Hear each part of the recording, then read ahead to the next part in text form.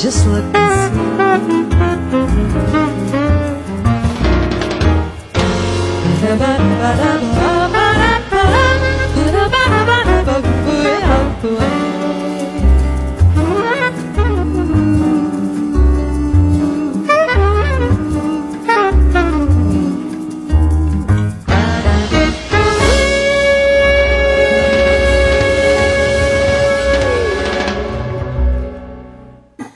Good morning.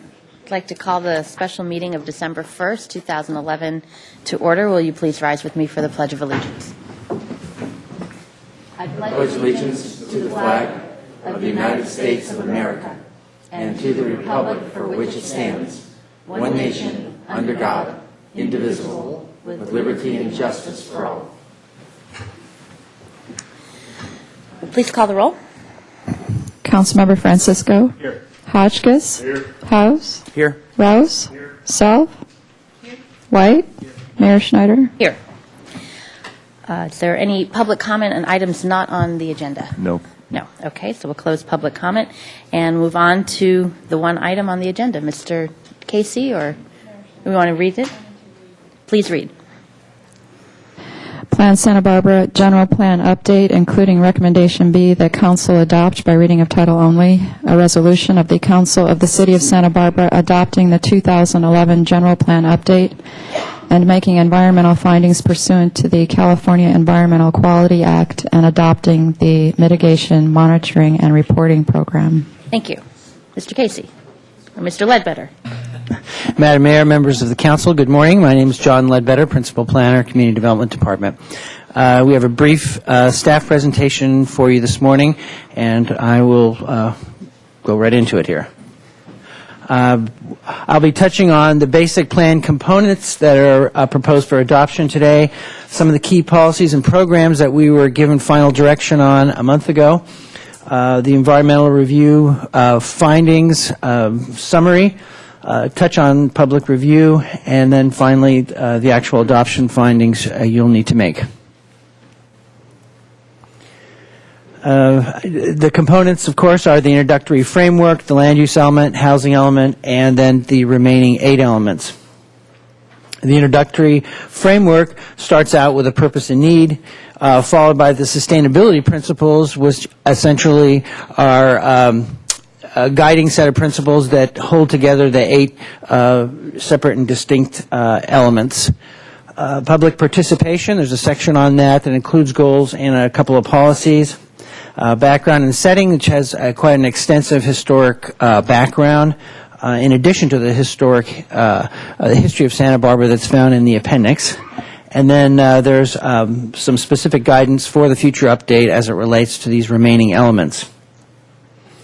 The land use element is comprised of the growth management section, the land use designation and residential densities, and the associated general plan map that reflects all these land use designations, a section on community design, also a section on neighborhood planning, and then a small section on regional governance. Here you see the general plan as it's proposed for adoption.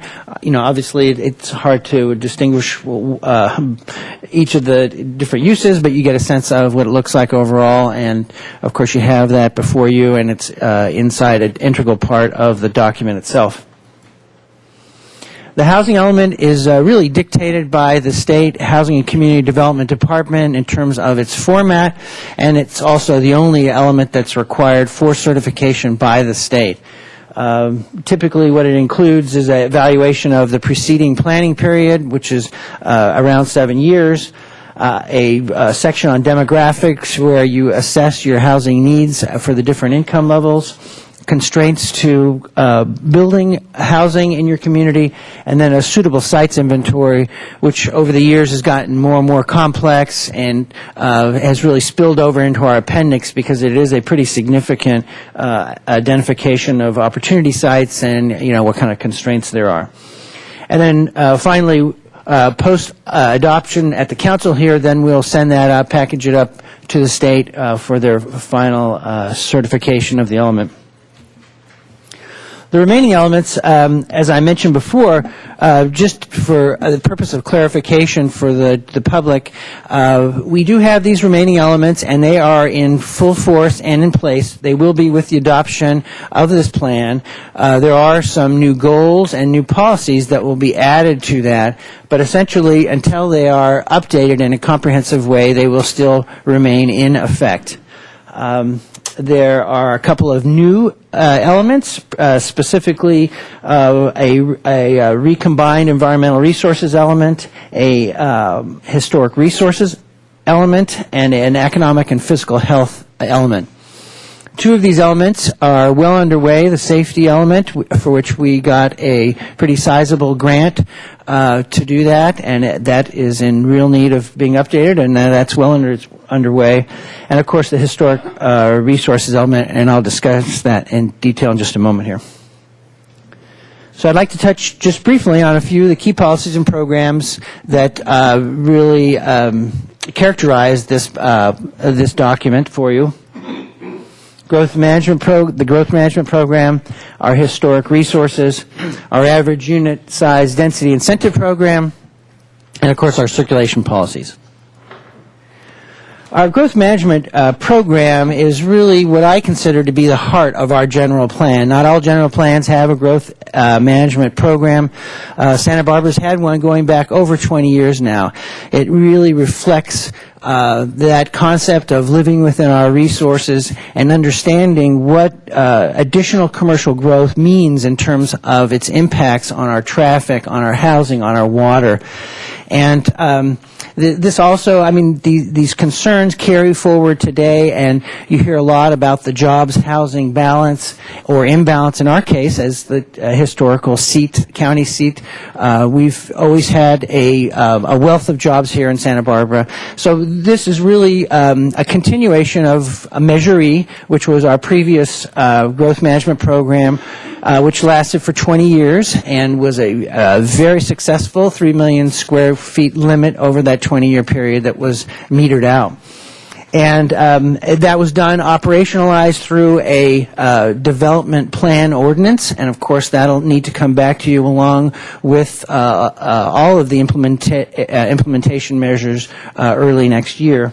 But that again looks at what kind of impacts we're going to have any given project will have on those resources, such as I mentioned before, traffic, housing, etc. So just quickly here, the $3 million has been reduced significantly over the next 20 years to $1.35 million, and the categories have been somewhat shifted around a bit. We now have a small addition category at 400,000 square feet, which averages out to about 20,000 square feet per year for projects that have would fall into these small addition categories. Vacant land, pretty clear what that is, 350,000 square feet. And then the new category of community benefit. And this reflects a combination of the old community priority and economic categories, which over the last 10 years, frankly, the bigger projects that we've seen come through, they've ended up combining those, and so that was a logical next step here. I think I touched on that, the living within our resources, jobs, housing bonds, and the development plan findings. Those are the kind of highlights there. Historic resources, the whole concept and element of historic resources, the importance of that has only built through the last 5 years of this process.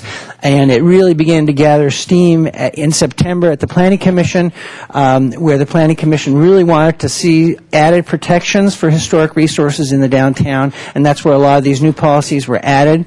And then as the process moved to the planning, or to the council and to the ad hoc subcommittee, that became a key part of the negotiations, if you will, the compromise, where we ended up essentially taking out the central part of the El Pueblo Viejo, the donut holes, as some people refer to it, out of the higher density overlay. So, and I think this really culminated with the identification of the need to expedite the process for historic resources element. It was really a groundswell from the community, and that's when, of course, you gave direction, formal direction, to go ahead and initiate the Historic Resource Element Task Force, and they're doing very good work, moving it right along. We expect that that document will go to the Planning Commission early next year, and then back to you, or then from there to you for adoption. So, just like any other element, there'll be plenty of opportunity to for the public to comment on that, to comment on these new policies and goals, and to make sure that they are compatible and they're balanced with the level of growth that we want to see in our city. The average unit size density incentive program, as you know, this is a replacement essentially for the variable density incentive program based on number of bedrooms. As successful as we've been over the last 20 years in encouraging mixed-use housing in the downtown, that's been one of the programs that's needed some adjustment. And so this essentially is what has come out of the process, and what it does is it encourages smaller unit sizes and rental employer co-op units. Through encouraging smaller unit sizes, it also encourages smaller buildings. And the new parking space standard of 1 per unit for all of this incentive program will also help to reduce the building sizes. And this, again, was a critical component and a trade-off for this very targeted, selective amount of higher density.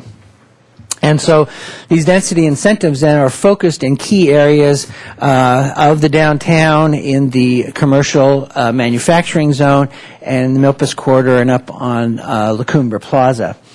And then, of course, the whole program is itself predicated on a sunset of 8 years to really test the program, and or a 250-unit sunset. Here you see the medium-high density designations, and this is exactly what we have in the average unit, in the variable density program at 15 to 27 dwelling units per acre. The main difference, of course, being that these unit sizes are going to be smaller and the buildings are going to be smaller. So even though the density is the same, you're getting smaller buildings out of and smaller units.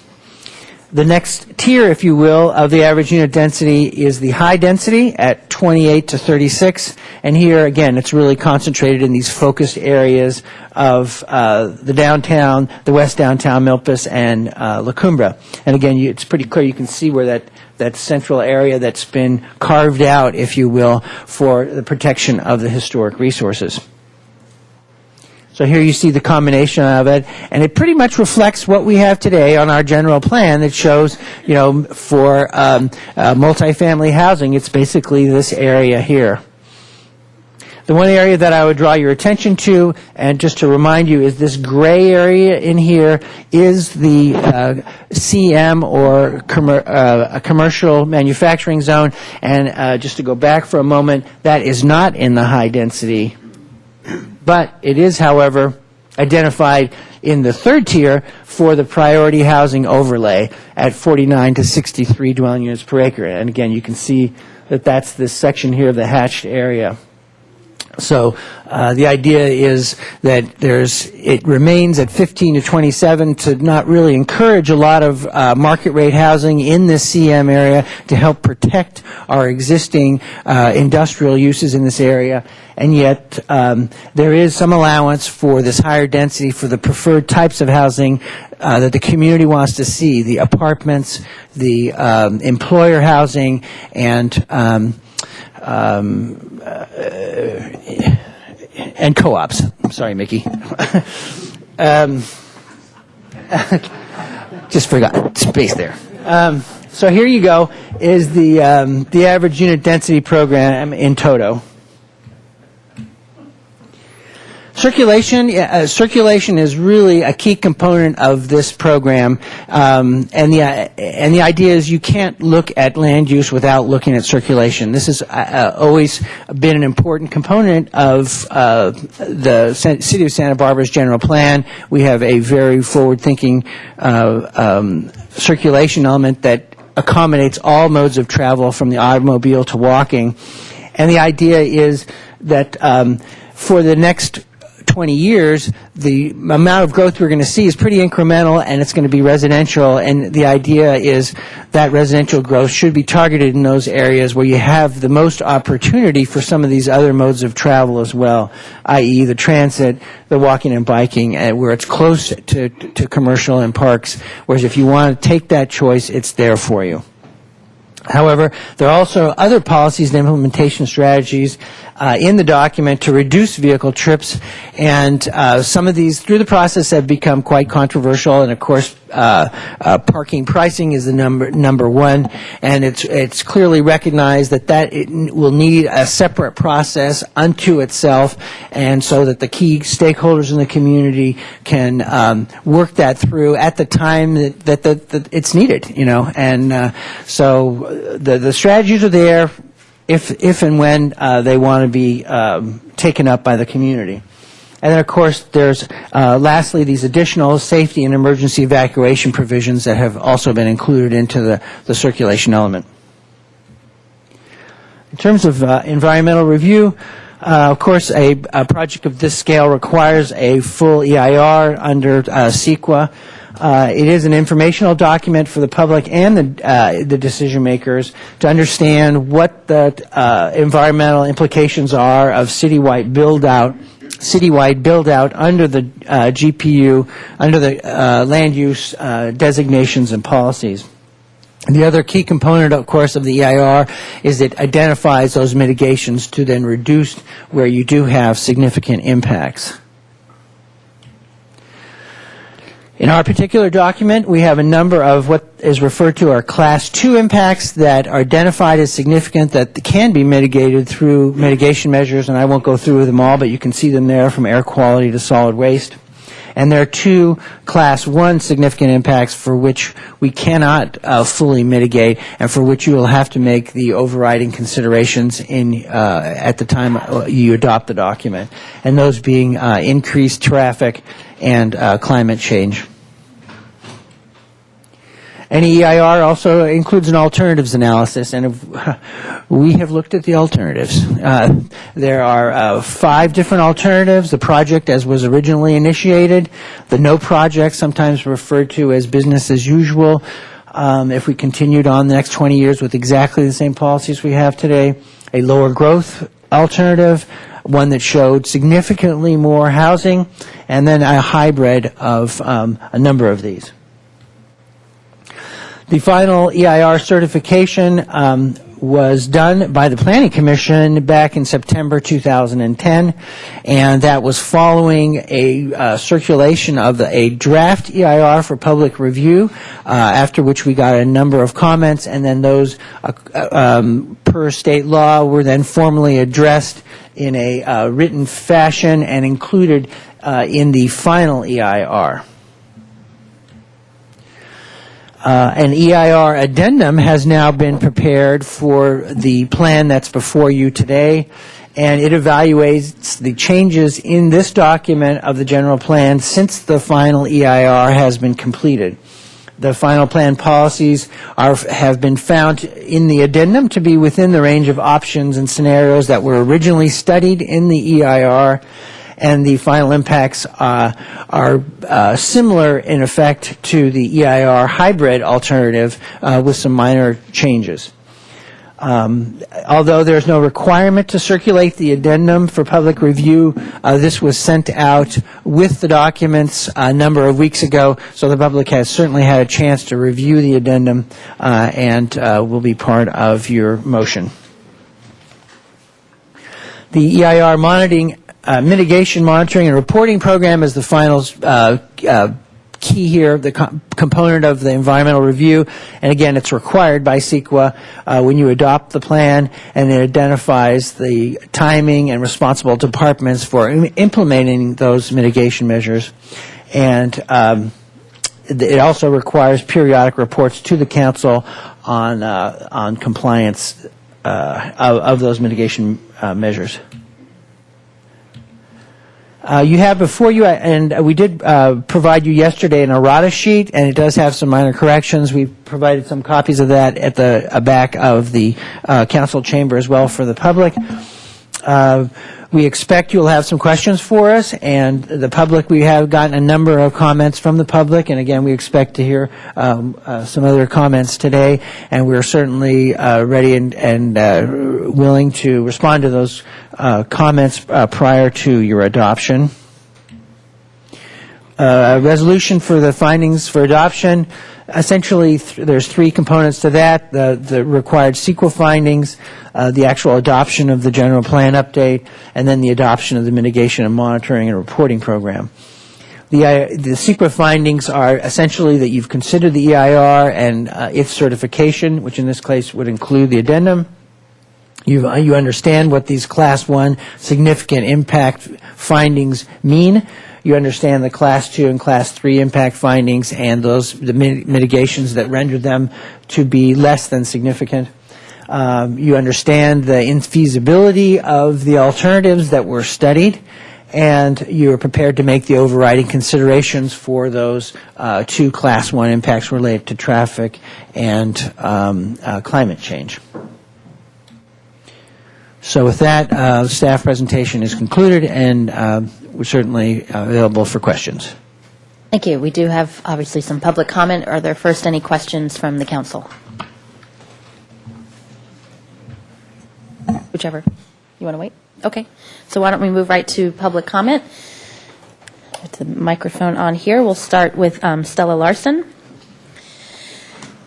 Stella here? There you are. Didn't see there. And followed by Ginny Brush. Good morning. Good morning, Madam Mayor and members of the council. I'm here today representing the task force for the historic resources element. Just a quick report, and thank you, Mr. Ledbetter, for your very concise and good recap. We are in progress. What you have is a 3-page temporary sort of a placeholder for the work we've been doing. We have a very dedicated team at work that you appointed, your task force, and we've broken out into subcommittees a few times to undertake specific things such as studying the introduction to make sure that the history is correct and that sort of esoteric thing. So that is ongoing, and you can follow our progress also on the website. We've held 11 meetings and many subcommittee meetings as well since July, and we have a few more to go. So that's basically my report, but I did want to let you know that what you have is not the entire document. The entire document is coming, so I just wanted to make sure you understood that. So thank you very much, and thank you for the wonderful appointments to the task force. It's a pleasure to work with these wonderful people. Thank you. Thank you. We're encouraged to see your work as it moves forward. Great. Yeah. Ginny Brush will be followed by Ann Patterson.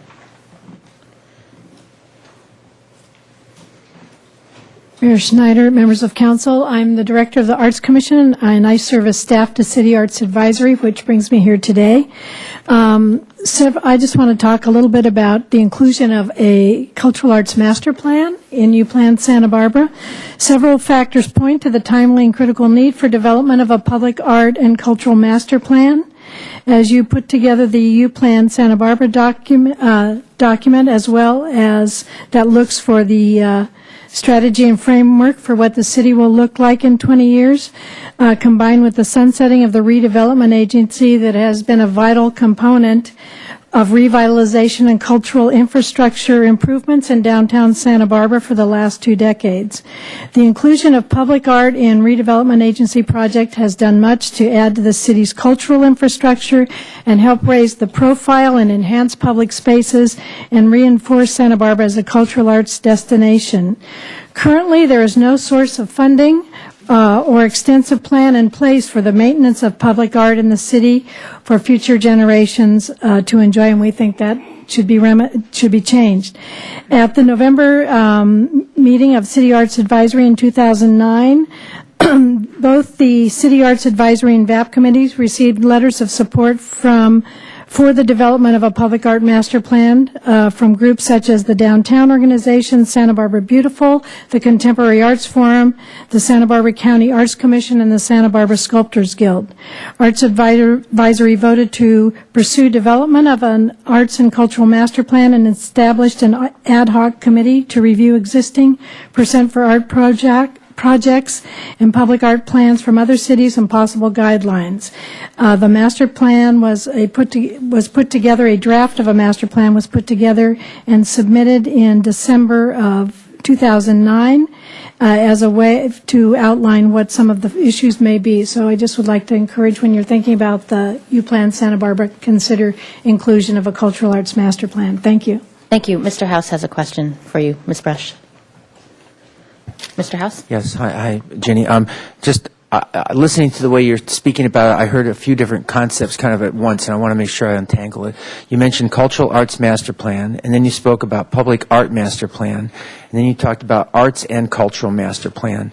And can you just help me a little bit with that? And I'm looking for where that would go in the general plan, where it might be. Ms. Weiss has that answer, Thank but if you want to. Yeah, I'm not sure which section, but it actually includes both. We see a cultural arts master plan would be one that covers issues of Percent for Art, how that would be maintained, and how that program would, just to make it a little bit more cohesive. We just recently have the art out at the airport, for example.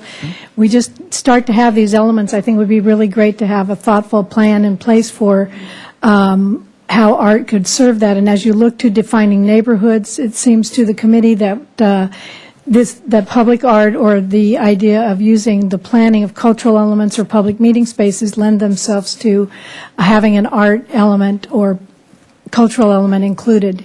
Okay, by whatever name, it would include those elements you talked about. Yes. Again, it's a draft. Thank you very much. Thank you. Mr. Ledbetter, do you want to? Yes, Madam Mayor, that is addressed in the economic and fiscal health element under EF 18, arts, crafts, and culture, and it specifically calls out as possible implementation actions an arts district and a master plan. Okay. Thank you. Thank you very much. Ann Patterson will be followed by Sheila Lodge. Good morning. Thank you. I'm representing the Coalition for Community Wellness. Mayor Schneider and members of City Council, the Coalition for Community Wellness commends the city for including health as a defined goal in Plan Santa Barbara. The plan provides a unique opportunity to impact the health of all residents now and into the future. Scientific research reveals that many things influence health, but our lifestyle and habits have the largest impact on our health status. Most preventable health problems, including half of premature deaths, are caused by lifestyle factors such as diet, lack of physical activity, and obesity. Increasing physical activity through walking and biking does in fact make a measurable difference in the quality and length of life. As policymakers, you've provided the development of streets that enable safe access for all users, including pedestrians, bicyclists, bus riders, and people with disabilities, and policies to increase opportunities for physical activity and access to healthy food are key plan elements that support health. We support Plan Santa Barbara and look forward to working with the city in its implementation. Thank you very much. Thank you. Sheila Lodge will be followed by Peter Hunt. Good morning, council members. I'm Sheila Lodge. The first document that was released was the Conditions, Trends, and Issues document in September of 2005, over 6 years ago. And in this process, which has often been long and painful, as you know, things that are, it's fairly easy to spot errors, but it's not so easy to spot omissions. And one of the first ones was spotted, and that one was by the late Claudia Madsen, absolutely no reference to Santa Barbara's historic resources. So I'm really pleased to see that we now will have, for something we perhaps should have had for a long time, for a city with the richness of historical resources that Santa Barbara has, we will have a historic resources element. And as Stella Larson pointed out, the task force has been working very hard and well, and I hope to see that soon. I've been attending the meetings. In going over the December version, I came to the section on the urban heat island effect, which involves improvement of carbon sequestration and reduction of the urban heat island effect by 3 different items: zoning ordinance to reduce impermeable surfaces, incorporating green roofs, impermeable surfacing, reducing standards from impermeable surfacing required by the fire department. Nowhere does it say anything about planting more trees, which is one of the main ways that you can sequester carbon. And it was recommended, and the recommended mitigations include 3 bullet points about planting more trees. Well, this is going to get included. This obviously is a document that is not perfect. There's a number of things it doesn't cover, and it is one that has a lot of work to be done, elements that aren't completed, ones that are carried forward, and so on. So this one is going to be covered in the plan that has to be developed in response to 375. It will be included there, but I think it's unfortunate it's not in the general plan document itself. Could you wind up, please? Okay. Basically, I'm here, as I said, it's not a perfect document. I'm sure we can all find things that we don't like about it, but I urge you to adopt the resolution. Thank you. Thank you. Peter Hunt and Mr. Applegate, I see, is yielding his time to Mr. Hunt. So, Mr. Hunt, you have 4 minutes, and then to be followed by Lee Moldaver. Thank you. I'm Peter Hunt. My concerns are about safety, the environment, and economics. In particular, the area of the Haley-Milpas corridor, which is currently zoned commercial manufacturing.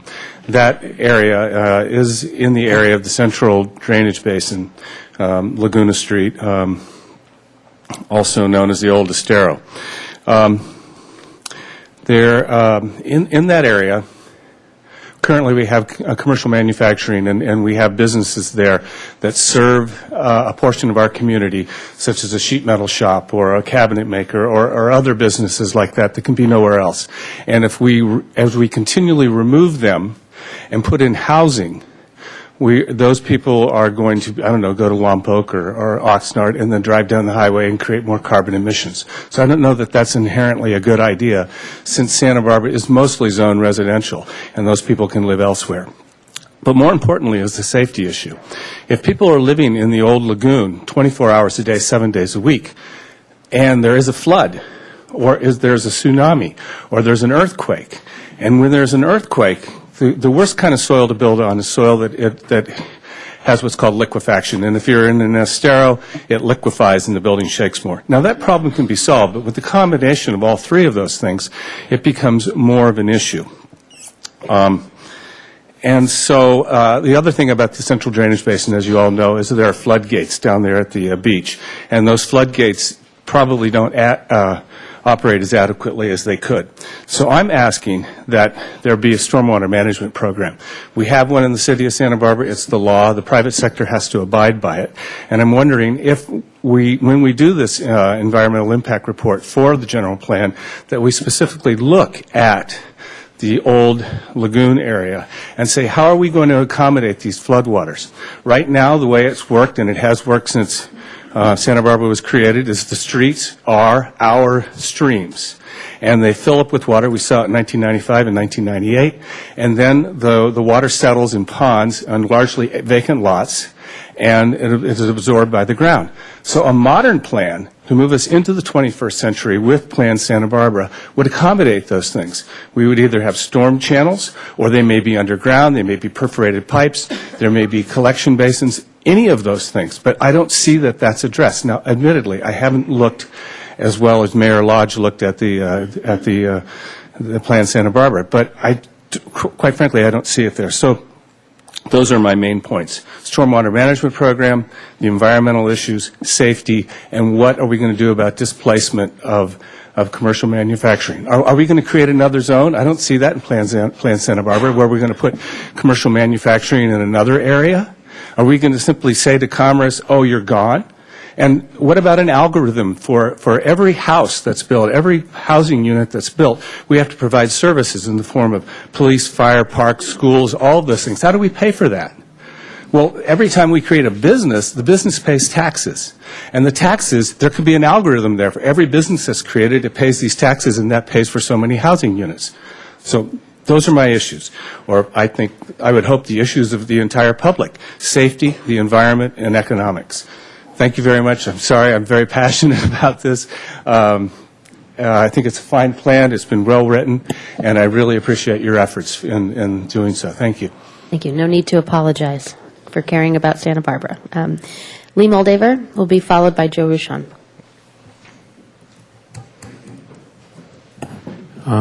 Madam Mayor, council members, I'm Lee Moldaver, San Roque resident. I would urge you to approve Plan Santa Barbara today, and if there's some last questions that need resolving, I would urge you to call a special meeting in 2 weeks and approve it then. I think this can be a legacy project for this council.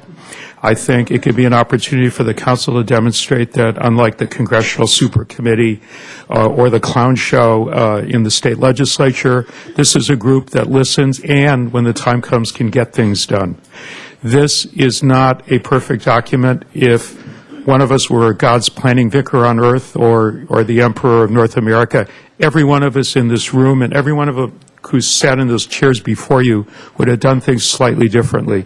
If Dave Davis was here instead of Betty and Paul, he would have done it differently. I would have done it differently. But the perfect is the enemy of the good. And what we have here is a good framework to build for the next 20 years. The implementation ordinances are going to be the details and the direction for the community. This gives opportunity for new business formation.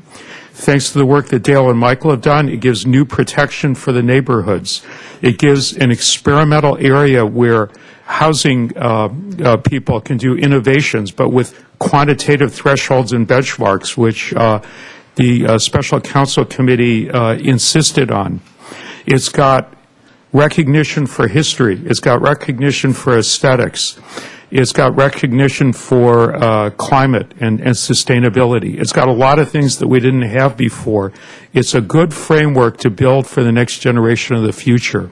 This council can make this a legacy which can go into operation with the new year. There's no reason to kick the can down the road. You've worked very hard. The staff has worked very hard. This process has gone on longer than the Revolutionary War or the Civil War. It's time to declare victory and move forward. Joe Ruchon will be followed by Kathy McCammon. Thank you. My real reason for coming here is my absolute last opportunity to wear my official Plan Santa Barbara badge. Before it'll go in a box with my Hoover badges and Win with Wilkie after this. The point I've come before you might seem like a quiddity in light of the breadth of the plan itself, but it's very important to us. I'm here representing the Bungalow Haven Neighborhood Organization to address what we see as an egregious omission, and that is the failure to include a description of our neighborhood in the descriptions of the other 32 city neighborhoods in the plan. I don't know how it got missed or why it has to be put off. The neighborhood descriptions were always an important part of the land use element, and the land use element was a central focus of this 6-year effort. But the more I look at it, the easier it seems to be to correct easily. First of all, it involves only editing and graphics, and I'd be happy to volunteer my time to that. Second, the descriptions, the boundaries of our neighborhood are already precisely delineated in an ordinance, in the design district ordinance, so that's not a problem. There's no other neighborhood organization that would be affected by this because no other neighborhood organization includes any of the territory included in our neighborhood. And in fact, nobody is taking issue with it. It's a question of when. We ask, why can't this be accomplished now? instead of asking us to wait into some indefinite time that'll involve the hassle of a plan amendment. A promise to deal with it in the future is fine, but we think this is in the plan is an appropriate time to do it. Plus, it wouldn't even hold up printing of the plan because all this I'm talking about is included in this appendix, which is a separately bound document, and I'm sure there are going to be other editorial changes that are going to be required anyway. So with that, I just want to express my appreciation for the opportunity for all these years of participating in this thing. Thanks. Thank you. Kathy McCammon will be followed by Alex Peugeot.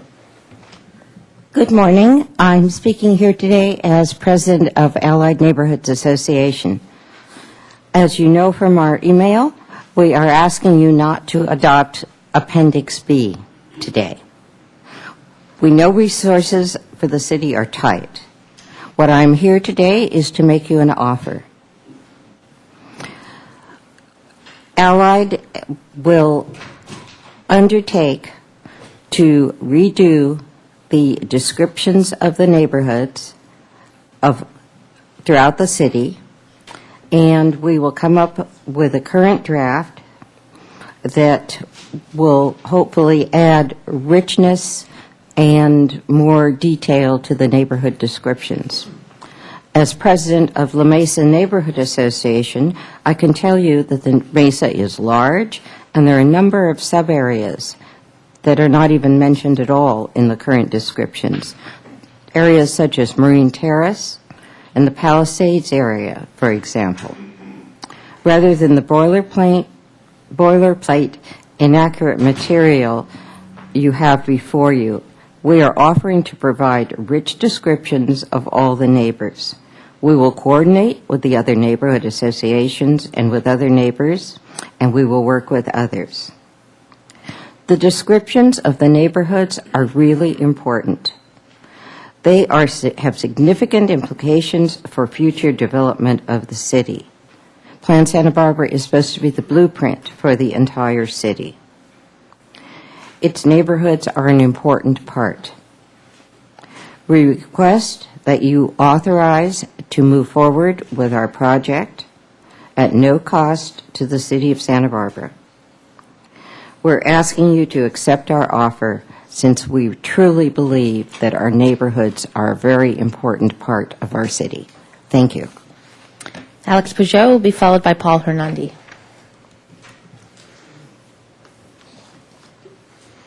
Good morning, Madam Mayor and Council. I have three comments on the circulation element and the specific language, so I will pass this to you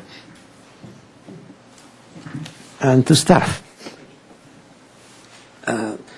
The circulation element has two new goals and one new policy, and I have very specific language. It doesn't change anything, but it clarifies some important issues. On the first one, the first goal, integrate multimodal transportation system. And it is such a long paragraph, really, that I propose to split it into two sentences. Because the way it reads, create a more integrated multimodal transportation system to connect people, places, and goods and services by providing a choice of transportation modes and decreasing vehicle traffic. It seems to indicate that if you don't decrease vehicle traffic, you are not providing the multimodal system. So therefore, I propose that you just break the sentences as indicated.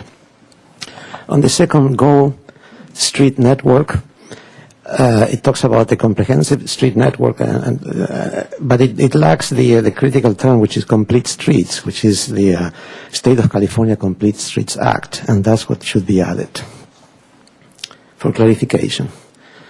Lastly, in the transportation infrastructure and enhancement and preservation policy C1, I think in this particular area, the term preservation is misguided, because when you mean to preserve a transportation infrastructure, it will minimize, it will create unintended consequences such as prohibition of road abandonment as is necessary for certain projects. And I give three examples. One is the closure of Castillo. It was necessary for Corres Hospital expansion. The second is the conversion of the La Guerra Plaza, the La Guerra Street, the West de la Guerra, into a pedestrian area to create Paseo Nuevo. Without that, you would have not had Paseo Nuevo now. And regarding vehicle access, at the end of the sentence, the term necessary is also quite important. Because, for instance, the restriping of Cliff Drive, as you unanimously voted just a few weeks ago to do, it seems to be in conflict with this goal. You need to wind up, please. Yes. So that's what I have. Those are the three things. Then I also have a comment on, I'd like to participate more on the historic resources element. I think it's a very complex and important document, and I'm looking forward to some public hearing we can discuss. Thank you very much. Thank you. Paul Hernandi will be followed by Michael Gray, and Robert Burke is giving 2 more minutes to Paul, so you have 4 minutes, Mr. Hernandi. Thank you. I am Paul Hernandi, the first of 3 speakers for the Citizens Planning Association's General Plan Update Committee. We also submitted a comment letter which we will be summarizing. Our committee has always supported all provisions of Plan Santa Barbara that take a balanced approach to 3 widely shared aspirations of the community: living within our resources, protect the city's quality of life and historical heritage, and improve the South Coast's job housing balance.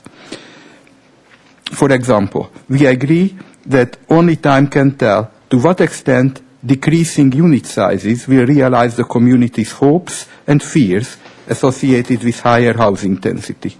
We favor, therefore, the proposed introduction of high-density housing on an experimental basis. At the same time, we favor the permanent adoption of the underlying change from bedroom count to average unit size as the criterion for all density incentives. That change away from the environmentally harmful bedroom count principle of the current variable density ordinance may well be one of the best features of Plan Santa Barbara. We urge you not to allow that the average unit size density incentive program automatically default back to the existing variable density ordinance should some or all experimental parts of the new program prove unsatisfactory. And we are especially concerned about the proposed unreasonable timing for the possible triggering of the return of bedroom counts, even, and I quote, before the trial period expires.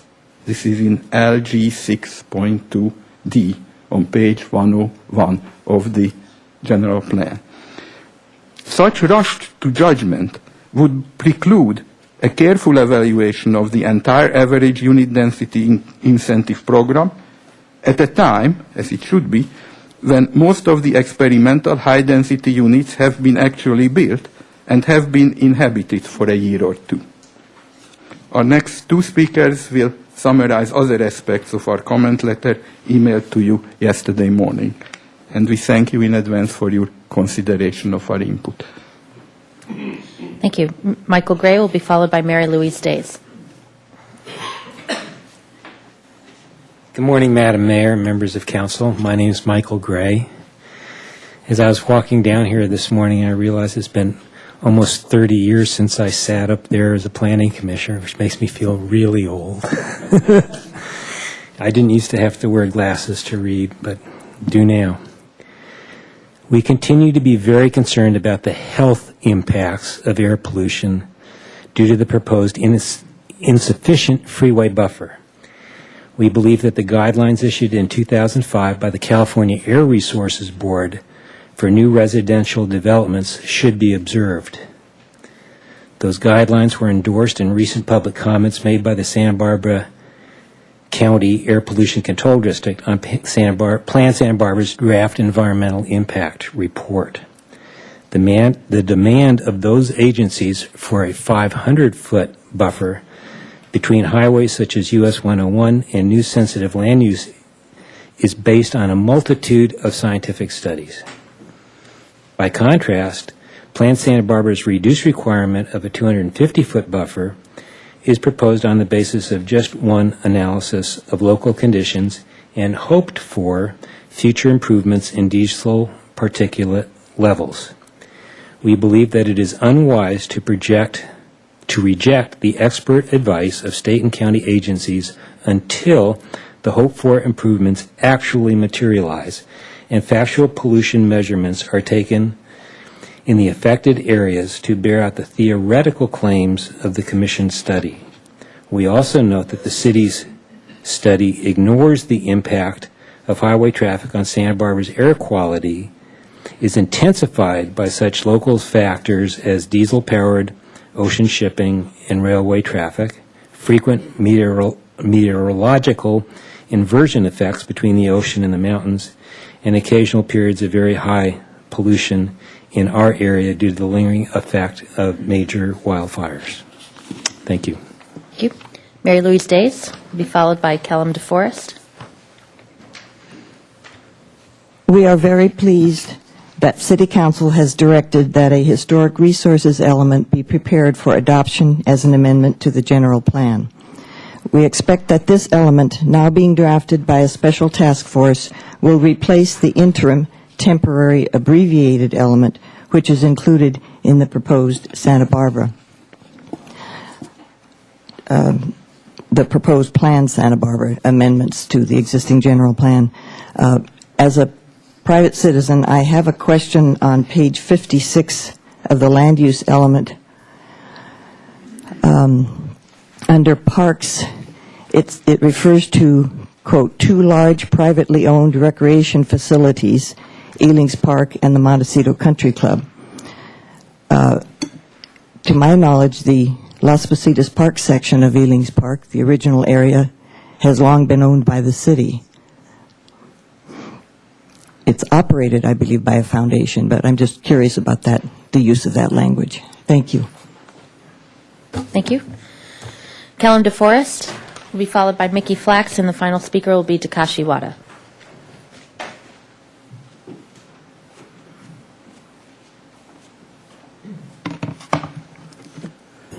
Good morning. Good morning. Excuse me. Good morning. I'm Kellum DeForest, and my gosh, Plan Santa Barbara is finally coming to a vote after 5 years. What a miracle. As a member of the Historic Element Task Force, I wish to thank the Council for ensuring that an historic element is part of the general plan. As Ms. Larson has reported, the complete element will be before you as soon as possible. Also, Ms. Days has indicated that too. As with the addition of the historic resources element to the general plan, I support the proposal that to flesh out what is a neighborhood in Appendix B. Such detailing would be a help to the writers of the historic resources element. Thank you. Mickey Flax. Don't start the clock yet. Good morning. I promised the staff that in addition to the errata sheet, I would find more. I'm giving you 5 more seconds before I An egregious stop the one clock. was on the slide, which referred to principals. And I want to know which school principals will be involved in this plan. And with that, I will start the clock. There we go. There we go. I want to thank both the staff and the council for their work, for the spirit of principled compromise, and for the recognition of the principles of sustainability which inform the document.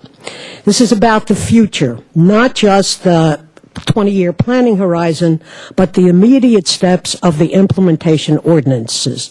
We all know where the devil resides, and that's what will determine how Plan Santa Barbara determines our future. But what must we do, in fact, to house our workers, reduce traffic impacts, maintain social diversity in the community? That is what the implementation ordinances will determine. And in all of that, we must look forward and not backward. One backward look, if you'll permit me, is just to point out, I cannot forbear, that the environmentally preferred alternative, according to the EIR, was the additional housing alternative, but that is in the past. In terms of mitigation monitoring, it should be taken seriously and changes made as needed, not just a for form's sake. The policies that will be enacted should be on behalf of the 99%, not the 1%. That should be our goal as we move forward. And overriding it all should be sustainability. I see this plan as a constitution, and that the ordinances to come, the implementation policies and ordinances to come, are the laws that have to be made. But the Constitution now says that we are for sustainability. That is, giving to future generations as much as possible of what we have been given in terms of our air, water, resources, and environment. Thank you very much for making that possible. And Takashi Wada will be the final speaker. Good morning, Mayor, members of the City Council. My name is Dr. Takashi Wada. I'm the Director and Health Officer for the Santa Barbara County Public Health Department, and I'm here to commend you for including health as a policy driver in Plan Santa Barbara. In the public arena, we talk a lot about healthcare reform, and that's really focused on the delivery and financing of medical care, and those things need to be addressed. And we're very fortunate in Santa Barbara to have Cottage Hospital and a number of private and community clinics, but not enough attention is paid to prevention and what keeps us healthy. And for that, we have to really look upstream at some of the social determinants of health, like poverty, like the built environment, like housing. And so I'm extremely pleased to see that Plan Santa Barbara really looks at some of these things through creating neighborhoods that are safe for walking and biking, creating neighborhoods that promote physical activity, ensuring convenient access to affordable and healthy foods, reducing air pollution, and providing a wide variety of housing options. And you probably don't consider yourselves as healthcare practitioners, but in many ways you are, just like medical providers, because the policies that you support really have a tremendous impact on the health of our individuals and families and communities here in Santa Barbara. So the Public Health Department certainly supports you and your staff as we work together on these goals in Plan Santa Barbara. Thank you. Thank you. That concludes the public comment, and it's to the council. Mr. White. Thank you, Madam Mayor. I have a few questions. First of all, this is a question that I should have known the answer to about 14 years ago. On page 4, the base density is described as 12 to 18 units per acre, 12 to 18 units per acre. I don't know what, I've always understood it to be 12 units per acre. Could you describe that variation, please? Madam Mayor and Councilmember White, the 12 dwelling units per acre is reflected on the general plan map as it has been drafted since 1975. So that's where the 12 dwelling units per acre come from. However, when you read the text of the current land use element, not the one before you, but the version that exists, there are a number of land use density strategies discussed, such as that was the policy basis for the variable density. So when you read the text of the land use element, it actually describes a range of densities. So then our reference to 12 to 18 is the general plan map, the general plan text, and the zoning ordinance. Within the zoning ordinance, the allowed densities as a base without using variable is 12 to 18 based on the zoning ordinance standards for existing lots. If you have an existing lot of 7,000 square feet in the R3, R4, or commercial zone that uses the R3 standard, you can build 3 dwelling units. So when you do the math of I believe it's a 7,000 square foot lot, 3 units, divided by the units per acre, it's 18. So that's what we're referring to. Okay. All those pieces fit together to form the 12 to 18. I see. So it's I get that. Okay. And then secondly, a key piece of this, the proposal before us today, is the lowering of density around the historic district. In the historic district, I should say. And is that changing, or how does that blend or match up with El Pueblo Viejo? Is El Pueblo Viejo proposed to be a different geographic area, or are we just adding another district, a historic district that's different from El Pueblo Viejo? Madam Mayor, Councilman White, no, a new district is not being proposed, and effectively what these policies establish are buffers, if you will, around the resources themselves. And the idea is, hey, before you develop something, let's take a second look at this first off and see what the relationships are, within 100, 200 feet, whatever they come up with for the final buffer, red flag, if you will.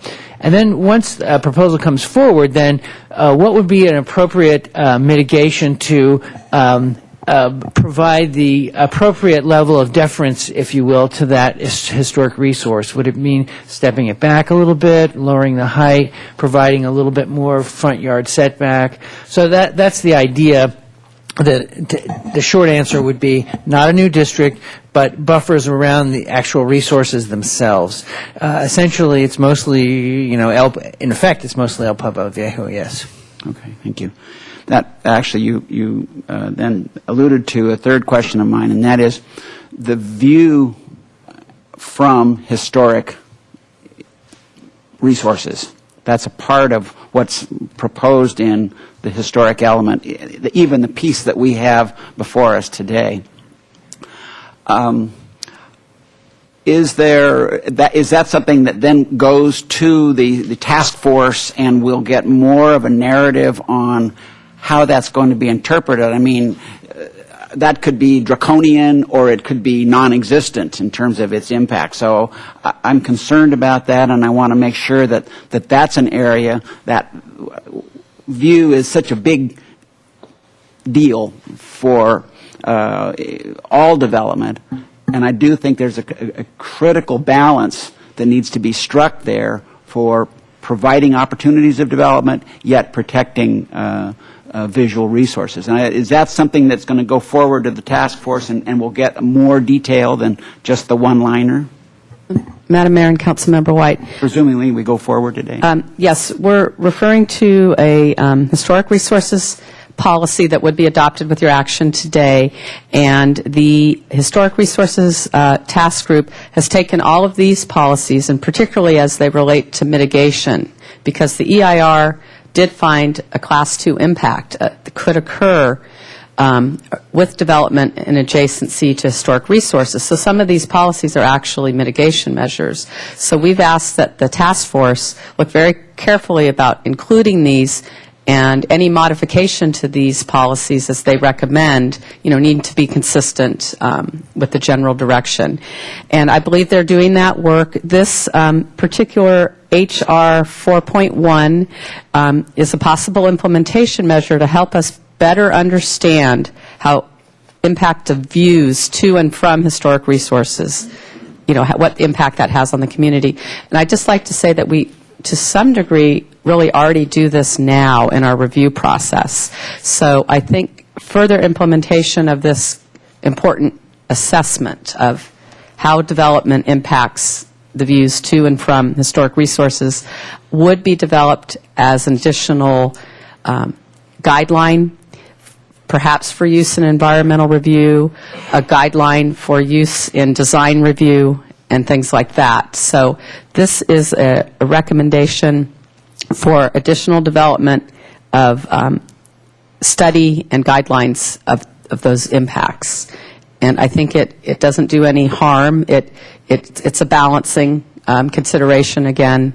How do you allow the development in a way that it doesn't impact? For example, the recent project at 34 West Victoria, the former Vaughan site, adjacent to the Arlington Theater, that was a careful consideration by the applicant, Historic Landmarks Commission staff, and the Planning Commission. So I think this fits right in with that kind of study that this is calling for.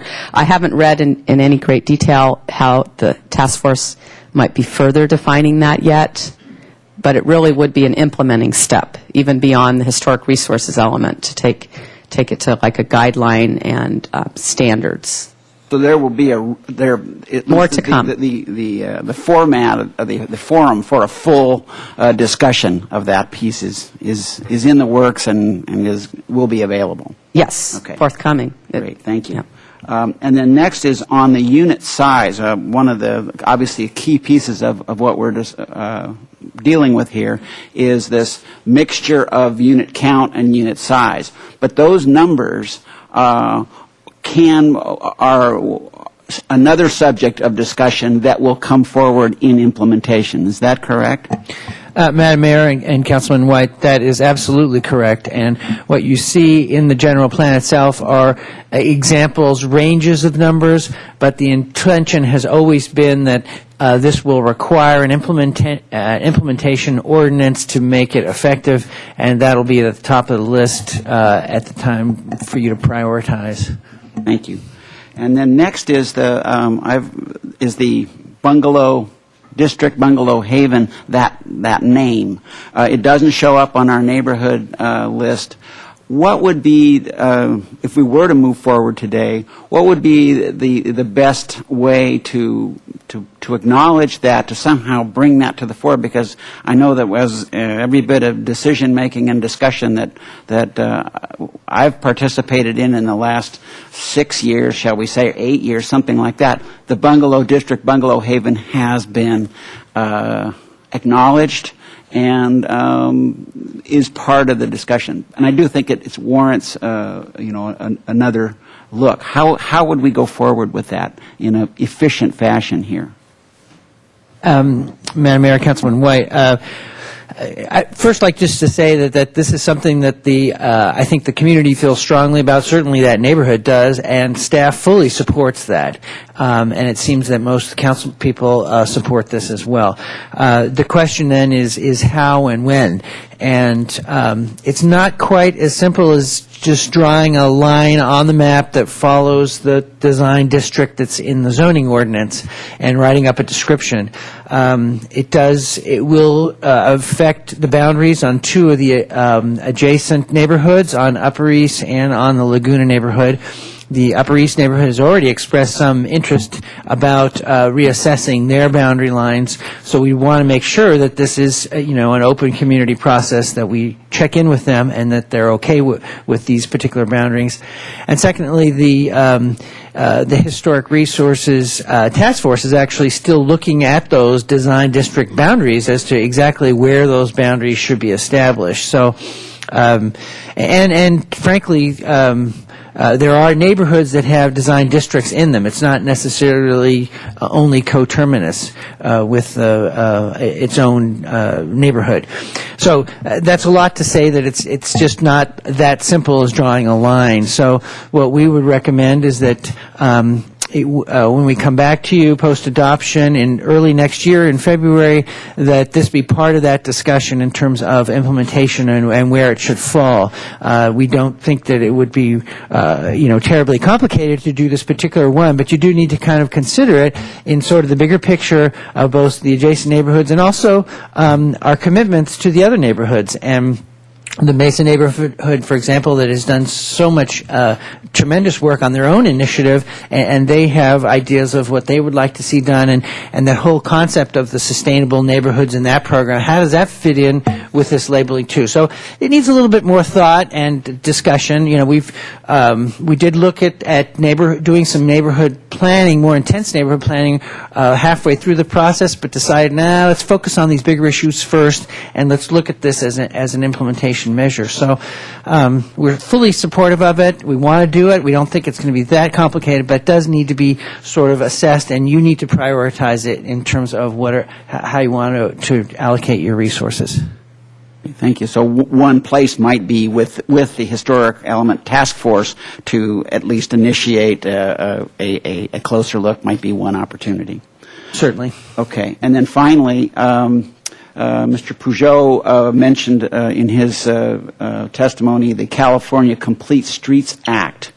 Is that like a BMP? How does that fit in with our current set of policies? Is it just a guideline nice to know, or is it something that is already quietly or underneath us and on the books already?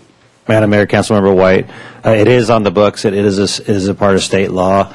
I would say that the document that you're approving, if you do approve it today, does comply with the streets, complete streets theme. If you want to say that, as Mr. Peugeot points out, that would also be appropriate. Okay, thank you. Okay, those are my questions, Madam Mayor, and I guess I'll wait for my comments. You want to wait for a comment? Sure. Mr. Francisco? Thank you, Madam Mayor. Mr. Ledbetter partly answered this question, but I wanted to talk a little bit about post-adoption, assuming we adopt this, some amendments. For instance, 2 issues I think that were raised today. One we've already talked about. Several people have mentioned that the neighborhood descriptions could be more nuanced, and I think everyone agrees on that.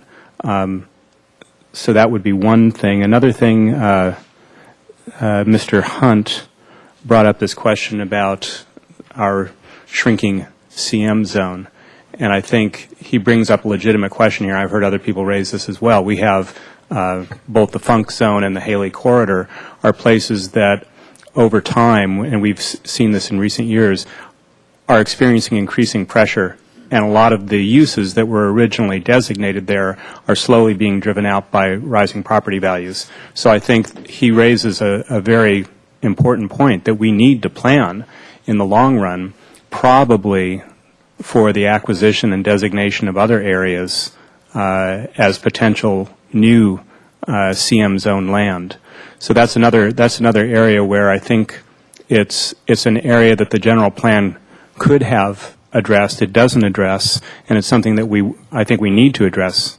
So just talk a little bit about what the how difficult is the process of amending this once adopted? Madam Mayor and Councilmember Francisco,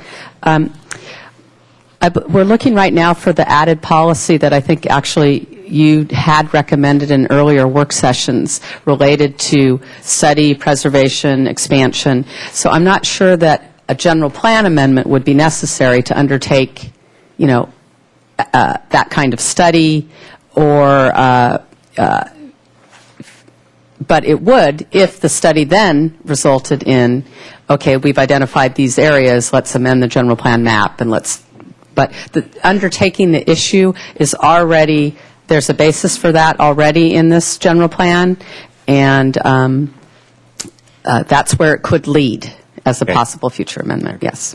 So this is another example of the general principle that everything is in the general plan somewhere. And it could come back to the general plan depending where you take it, yes. Okay. Thank you. And I can address that too. In the economy and fiscal element section, there are these 2 new policies, EF15, EF16, that read page 236, protect industrial zone areas, preserve the industrial zones as a resource for service trades, product development companies, and other industrial businesses, not precluding priority housing in the CM commercial manufacturing zone. And then the following one, EF16, industrial uses, and it speaks directly to your concern, Councilman, ensure that there is sufficient land available for industrial uses. So I think the framework is there, so we can easily come back to that and pursue this further. Okay. Implementation issue then? Yes. Okay, great, thank you. Mr. House? Thanks to my colleagues for asking most of the questions I had, and I appreciate the answers, especially that last one, because it's important that we sort of kick that process into existence. I think it'll be really helpful. And I think the concerns of neighborhoods all over the community to begin to define, and I mean that's really keystone to the to retaining the character of our community during all the changes that are coming. My question is kind of bigger in a way about the state's purview over our general plan and what happens next. So could you just take a minute first and let us know where does this go after we're done with it here? Thank you, Mayor Schneider and Councilman House. The first, as I mentioned in the presentation, the first thing will be to package up the housing element and get it off to the State Housing and Community Development Department. They've already looked at one draft of the element and provided us with a number of comments that we have already addressed and incorporated into the document, but obviously they need to see the final adopted version of it before they can give it final review and certification. That's the most immediate. Secondly, as it applies to the Coastal Commission, we will need to take that portions of the general plan that affect the coastal zone and bring those back to the Coastal Commission. So we see that as more of an implementation measure than we do, as a post-adoption certification, if you will. Although that is what you effectively are doing is you're updating your local coastal program, which is a part of the Coastal Act, and you are updating it, and ultimately they have that same certification power that the Housing and Community Development has. Okay, and I know that they've, in some communities, they've actually returned the plans back for revision after they've taken a look at it and they've asked for specific changes to be made. That is typical, and what they call modifications, and so they ask for your modifications, and we saw this the last time we went to them with some significant changes to our LCP was in the funk zone, as a matter of fact, and one of the modifications they came back with that we had to kind of just swallow was this mixed-use concept, and we've been so successful with mixed use in our downtown commercial areas, but we've been pretty creative about how we do that. Some projects are all residential, for example, right next to all commercial, and some of them have them in the same project. What they were really kind of tying our hands, saying that every single project that came in there had to be a mixed use component, on the property itself, and that we found that to be a little bit onerous, but they're the Coastal Commission. So anyway, we'll look forward to it, and but that is part of the process. Those are the two biggies, really. Well, the big sort of existential question, at least for me today, has to do with the findings that we're going to need to make for the environmental impact report and how that might play with state goals as well. And I'm pretty concerned about it because the two areas of unmitigable impact, the additional housing alternative was the one that could make substantially less impacts in both those areas. And it was directly related that there would be substantially less impacts in the area of transportation and global climate change. And yet we're going to have to make findings of overriding consideration that say that these were infeasible somehow. And I'm having a very hard time embracing that concept as we go forth. And by the way, I recognize the spirit of really camaraderie that I'm experiencing here today. We've worked very hard as a community to get to this place, but I suppose we're going to have some oversight at the state level. They're going to look at it and see if we've really, to their degree of satisfaction, been genuine in addressing these issues. But if you'll just take a minute and speak to me, I think there's others in the community that share the same concern. Thank you, Madam Mayor and Councilmember House. I'd like to provide some preliminary response and let the other staff as well. To a large degree, those issues are larger than the city of Santa Barbara itself and its boundaries as drawn on a map. They really are issues of statewide concern, global concern, and the way we really can deal with them to a large degree locally is in a regional context. So when you asked your question about how does this general plan relate to various state mandates and such, certainly in the area of climate change, air pollution, control and management, transportation, network and related impacts, greenhouse gases, industrial standards. We are, I believe, with this general plan, taking a very conscious and forward step that the city of Santa Barbara is saying we will do our part in this. What the general plan EIR really recognizes is the cumulative nature of how development and land use results in these kinds of impacts on the environment and globe in the universe even. So the overriding considerations are necessary based on what information we know and can expect reliably at this time.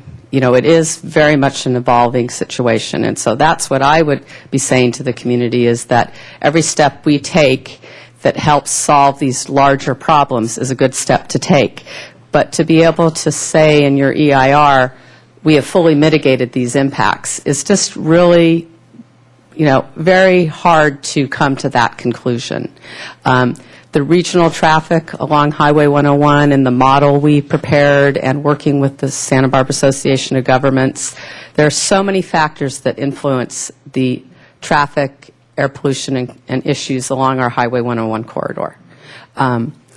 It's a 20-year period. When and how this development takes place, what standards could be in effect in terms of how automobiles are made. You know, there are so many things that could change. But at this time, even if we adopted the higher housing alternative, even if this council or future council very soon wants to put a lot of effort behind increased transit, parking management, it's very hard to quantify that the impacts would be fully mitigated. So that was also our determination in the area of climate change. There has, since the time that EIR was produced, new information forthcoming that the climate change situation that we described in the EIR, it might not be as bad as we described, because there have been new Air Resources Board studies and standards on vehicle emissions. So it's an evolving issue. What I would recommend that this council feel at the time of adoption of this is that you are taking a positive step forward and doing our part as best we can, and it's never done, and there's more to come. That's how I feel about it. But if you wanted a more technical answer, I don't know if Mr. Dayton or Mr. Ledbetter can say, you know, again, the work we're doing right now, quite a bit of work with the Santa Barbara Association of Governments on these issues as well. I appreciate the additional input, too, because this is a very serious decision that we're making. Madam Mayor and Councilman House, I'll just add one point to underscore what Ms. Weiss said about the greenhouse gases, and then I'll turn it over to Mr. Dayton. What we have found, working with our colleagues on the South Coast and the county in particular, in terms of greenhouse gases, the methodologies that are being employed now and the new standards that are being set by CARB on for the next 20 years in terms of auto emissions, both for trucks and cars, really reduces our impacts significantly in the methodology and our analysis. And so we're going to be reassessing the methodology we used in the EIR in the Climate Action Plan, and it'll be much more manageable, if you will. So that's just to give you a little bit more background on that, and some expectation for you as we come forward with the Climate Action Plan. And with that, I'll turn it over to Mr. Dayton to talk about the transportation issues. I think this question is really important, and we took it very, very seriously to do overriding considerations. So I think it's important for the whole council to understand that you're on comfortable ground, and here's why. Specifically for the traffic portion of this, the additional housing, the reason the traffic was much better in that picture was not as much the housing addition, but it was more the fact that we did, you'll remember the term, the robust TDM, and it included the parking pricing. Well, in the final document, this council is reserving the understanding that we could introduce parking pricing in the future when traffic impacts get to the point where they're intolerable for this council. I think we did this document. You know, the three important issues in Santa Barbara's history are water, traffic, and housing.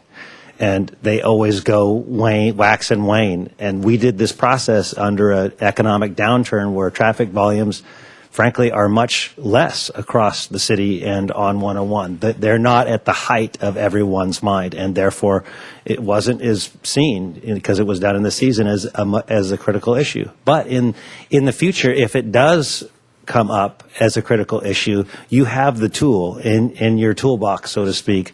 And the great one about parking pricing is it can be done essentially overnight. It's not like a bus route you have to build over time. And so if the traffic issues and the interchanges become a critical issue and you say, hey, I want to mitigate that, I want to lessen that, particularly around the 5 that are into downtown, you have the ability to do that. Thank you very much. Mr. Rouse? Thank you, Madam Mayor. Actually, if Mr. Dayton could come back up for a moment there. You pushed my button. No. Actually, you sort of addressed what I was going to ask about when you mentioned before about the complete streets policies and then the way we're handling our circulation element in this plan. So we went from a lot of shalls to some mays in that plan to make it, passable, more palatable. We still satisfy under that plan our complete streets requirements. Am I understanding that correctly? That's correct. Okay. And you touched on a bigger part of it too that I kind of wanted to do for the public in terms of what this plan is in terms of being more of a living document as opposed to a set of cast in stone mandates. As Ms. Flack brought up, it is like the Constitution, although the Constitution didn't take quite this long to write, I don't think. But it is, in fact, a living document that we can amend. But I was wondering if you could give for the public, because there's so much minutia and so many people are intimidated by certain elements within this document. And even like talking about how we're going to designate neighborhoods, we can now maybe perhaps go to the historical element and work with those people to either rename or redraw or go back and forth. But if you could speak to how the plan in general has flexibility and has the ability to adapt, because obviously there's a lot of stuff in here that doesn't meet the snapshot of today, but may in fact meet the snapshot of 15 years from now. And we have the tools and the toolbox, as Mr. Joseph used to like to say. So I wonder if you could just address that briefly on the implementation strategies, how that works, what the possible triggers are, and which bodies will address those various implementation strategies. Thank you, Madam Mayor, Councilman Rouse. I think the analogy that this is the Constitution of the city is very correct, and it sets out the framework of the direction that we'll be moving in the next 20 years.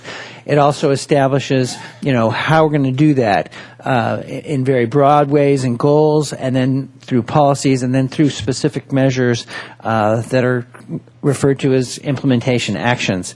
Some of those implementation actions are shalls, but I would say most, if not all, require some sort of ordinance to implement them. So you're turning your Constitution into the law, and I think this is an analogy of how you effectuate, if you will, these ideas, these concepts, these goals.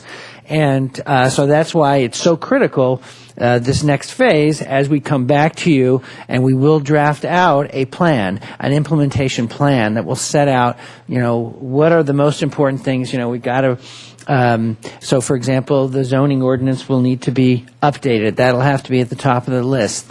This new average unit density program to supplant the variable density, that'll have to be at the top of the list, et cetera. So, and of course the housing element is right on the horizon as well. Each one of these typically goes through the Planning Commission. That the Planning Commission looks at all of these measures before they come before you. But some of them also, we have a pretty robust set of boards and commissions that also look at, if any kind of circulation thing goes through the TCC or historic issues go through the HLC, et cetera, et cetera. So, typically our boards and commissions are heavily involved with all of these measures, but ultimately it's you, the council, that are going to make the decision as to which ones are we going to do this year, which ones are we going to fund, and in what order. And that's kind of the key thing here, is you're in control, you hold the reins here in terms of which gets done first and in terms of priority and funding. Ms. Self? Thank you, Madam Mayor. I was hoping you would address the issue of the 250 feet versus 500 feet. My understanding is we cannot have new residences within 500 feet, but existing residences can do additions and such. Do I understand that right? Madam Mayor and Councilmember Self, we should turn to the proposed policy language in the environmental section. I'll wait until I hear from someone who finds it. But I just wanted to generally respond, get started here. The story on this air quality setback goes that we did receive early comment from the local air pollution control district that they recommended, based on a state guideline, based on the studies that had been done, that a 500-foot buffer be established. They didn't exactly say how to regulate within the 500-foot, but that's their recommendation, that there be special consideration for sensitive uses, sensitive people, children, elderly, ill, so forth, and that there would not be intensification per se, of a lot of new development. So we looked at that in the EIR. Michael Gray acknowledged that in his comments, that the city did do some additional study. And so within the environmental impact report, we came out recommending that the buffer area along Highway 101 to address air quality and health-related concerns would be appropriate at 250 feet rather than 500. So from many years ago now, this discussion has been going on. The initial recommendation was 500. We studied it more closely. We felt that 250 feet would be appropriate. That was debated at the Planning Commission as well. They went back and forth, 500, 250. So the Planning Commission recommendation came forward consistent with the staff's that at 250-foot buffer. Then, when this matter came before the City Council, the same kind of discussion has occurred. Should it be the 500 feet or 250? So based on the Council's discussions at the full Council, as well as at the ad hoc committee, these policies reflect, and it's on page 250, ER7, the air quality setback. These reflect your determination and direction as Council to arrive at the 250-foot setback. Now, in terms of what would happen within this setback, we did want to make an allowance, certainly for additions and remodels and maintenance, of existing property. We also wanted to make an allowance for someone to be able to, if they had a vacant site, to develop one unit. So it does allow for new development, but at a very basic, minimal level of one dwelling unit. This is a very restrictive policy on people's development potential and rights of their property. And so that's why we also have added within this policy an implementation. As you can see, it's ER7. We have ER 7.1 and 7.2 as well, that we want to continue to look at this closely. If an individual property owner can demonstrate, again, given site conditions, be it topography, trees, prevailing winds, any number of things, it may be possible for someone to develop the property sooner than what the policy also calls for is a time period to evaluate this.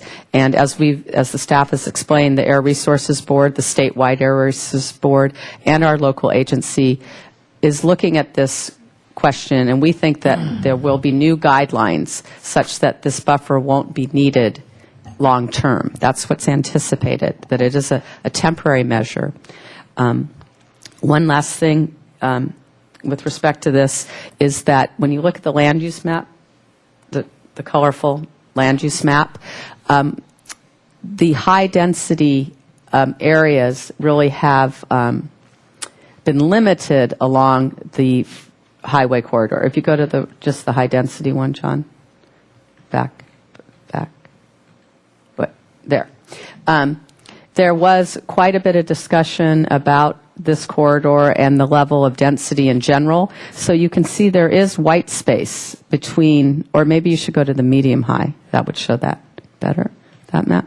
There. See how right along the freeway, this is the medium high. So we also took to heart that this along the freeway corridor wouldn't be an area for increased density.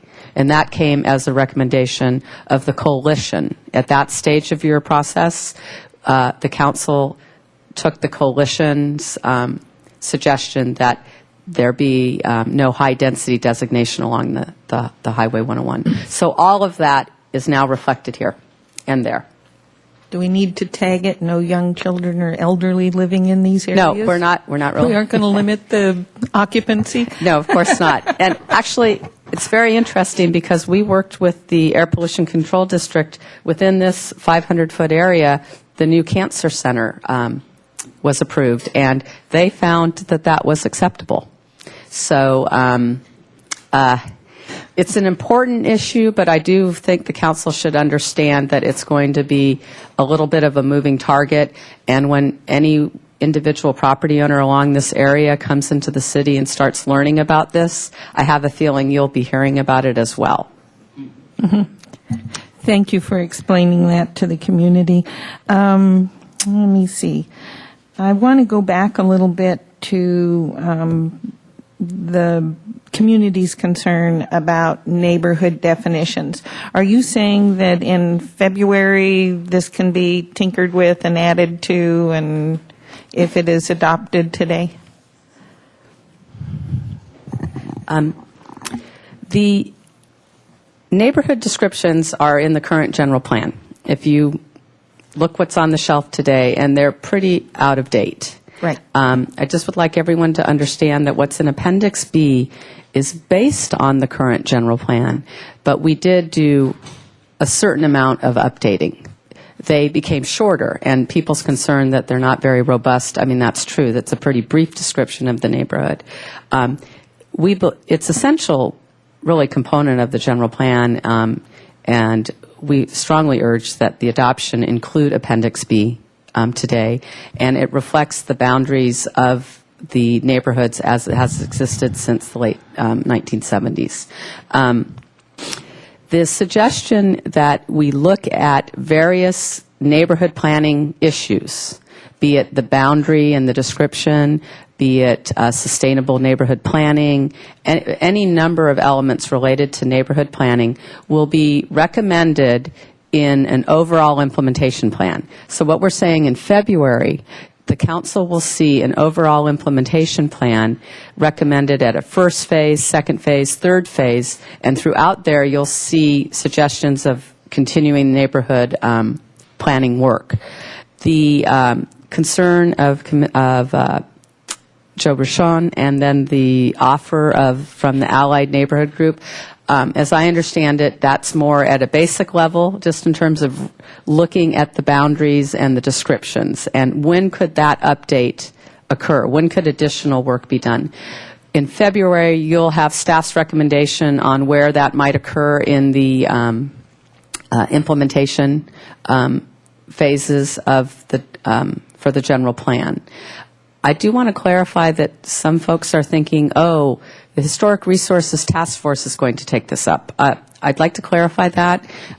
What I would expect is we'll go to the Historic Resources Task Force at their next meeting and at a minimum pose to them the question at a broader level, how should historic districts and unique design districts be handled with respect to the overall general plan neighborhoods?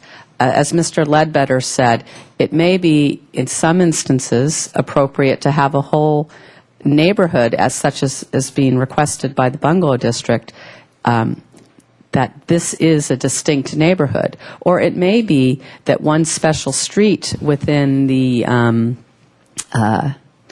trying to think because I know we have so many, but Brinkerhoff, right. Brinkerhoff would not be a neighborhood into itself. It is part of the West Downtown neighborhood. Same thing with the West Beach area. There are important historic districting potential within a neighborhood, but would you want that to say that that's the whole neighborhood in itself?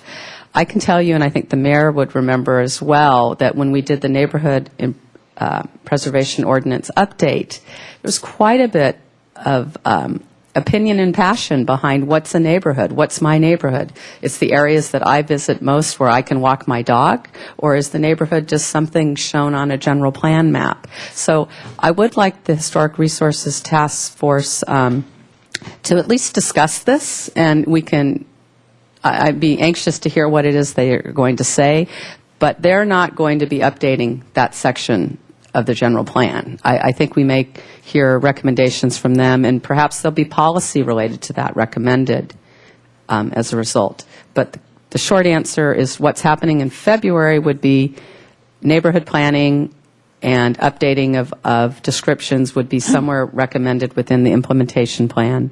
And I think it would be interesting to hear what the Historic Resources Element Task Force has in terms of recommendations as well. Thank you. Madam Mayor, is this a time for comments, or are we just into questions? If you'd like to start comments, that's fine. Mr. Hotchkiss hasn't. Did you have questions, or were you into comments? I can wait. Okay. Why don't we get all the questions out first? Mr. Hotchkiss? Thank you, Madam Mayor. As I understand what you're just saying now, so at some point we're going to take a close look at the neighborhoods, but you realize you're opening a can of worms, and we're not quite sure how to handle that, but we all want to, right? Okay, all right, agreed. I hope that's satisfying to all those that came. Difficult, it'll be a challenge, okay. A quick question on the errata, just a real detail, John. Errata number 2 and number 3, could you just walk me through how that works? That's on page 17. I just didn't understand that. I know you're just moving things around, but I couldn't quite figure out how you were moving them around.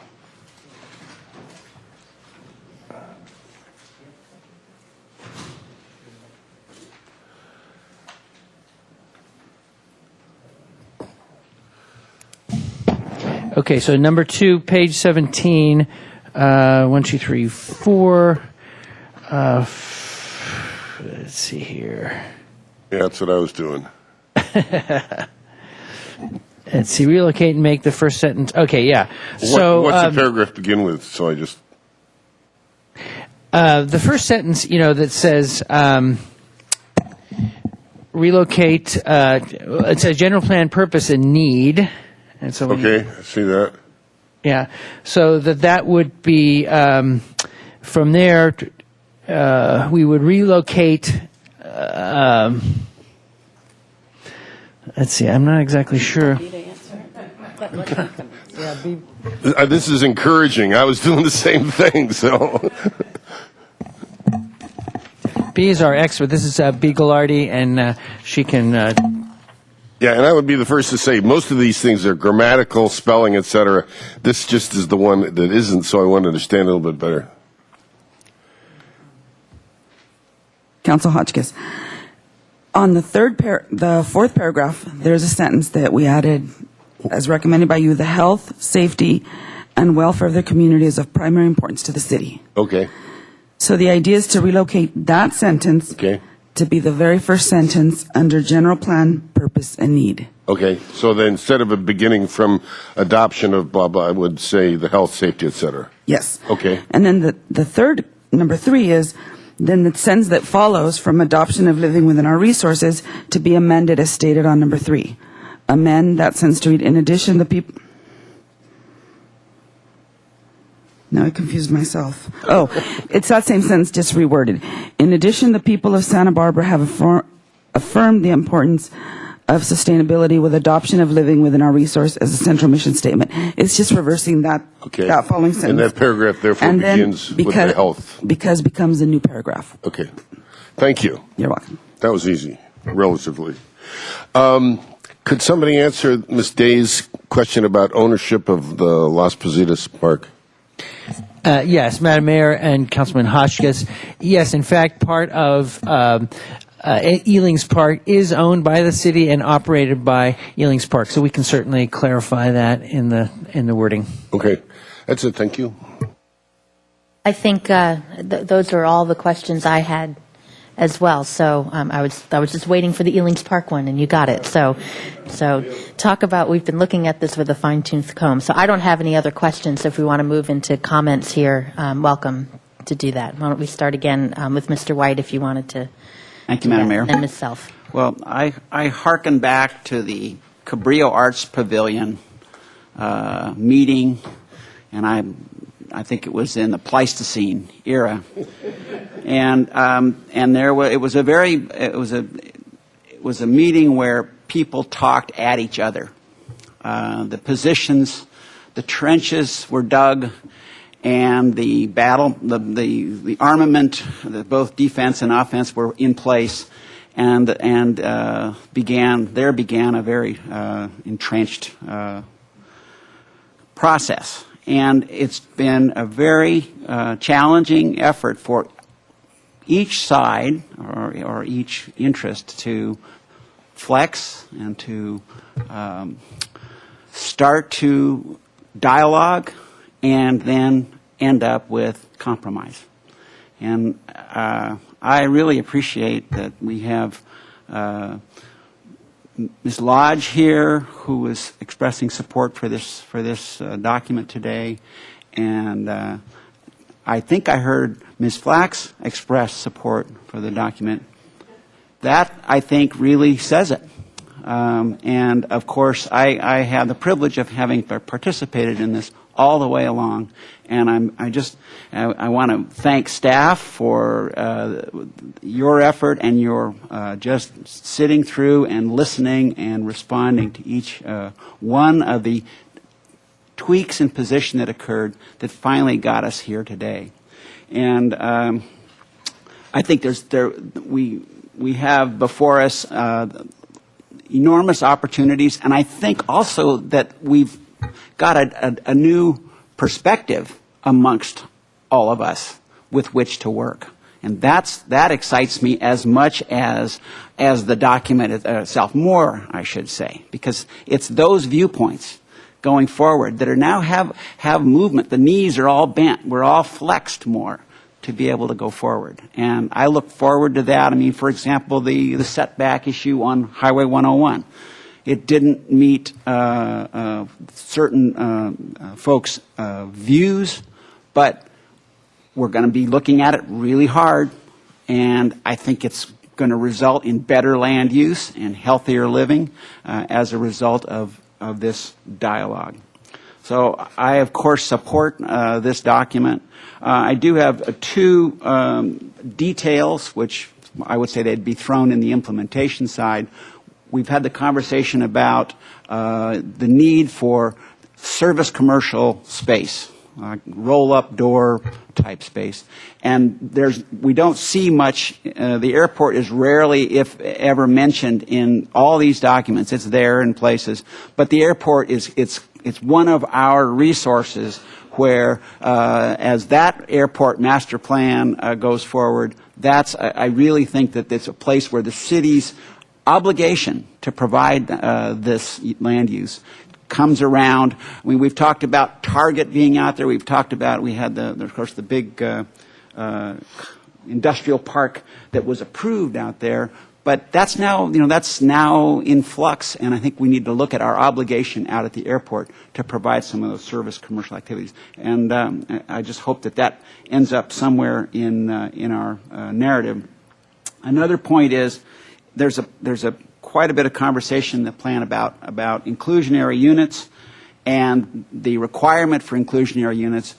As everybody knows, I support monetizing the inclusionary process completely, and also exempting, adding to the exemption list, the inclusionary requirement, and I'll just use the term blighted areas, and that's a little bit of a harsh word because I think there's disadvantaged areas or lower value areas or some other terms that could be used. But I think that those two elements should be part of that inclusionary process. So those are details, but they're important ones to me, and I don't think that the airport one, I think, is just plain old important. So with those two bits, I say I'm grateful for everybody's participation, I think this document is better for this community process that's occurred over these many years.